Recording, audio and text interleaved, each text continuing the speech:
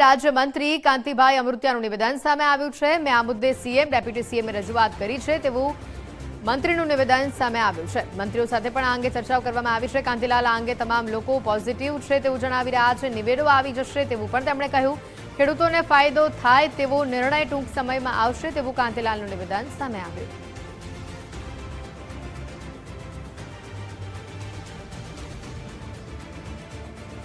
આજથી 15 દિવસ પહેલાં મુખ્યમંત્રી ભૂપેન્દ્રભાઈ અને હર્ષભાઈ સાથે બેસી સરકાર પોઝિટિવ છે। ગયા બુધવારે ઘણા બધા અમે મંત્રી ધારાસભ્યો મળી અને સરકાર ખેડૂતને કઈ રીતે ન્યાય મળે અને કેમ વધારે પૈસા મળે એનું આખું એક આયોજન તમામ કલેક્ટરને દરખાસ્ત મોકલવી પડે, કલેક્ટર દરખાસ્ત કરે અને દરખાસ્તના આધારે ખેડૂતને મને 100% વિશ્વાસ છે કે આ સરકાર ખેડૂતને ન્યાય આપશે અને એ રજૂઆત અમારી સમગ્ર ગુજરાતના ચૂંટાયેલા પ્રતિનિધિની મુખ્યમંત્રી સાથે અને હર્ષભાઈ સાથે મિટિંગે થઈ અને સારી રીતે એનો નિર્ણય આવશે।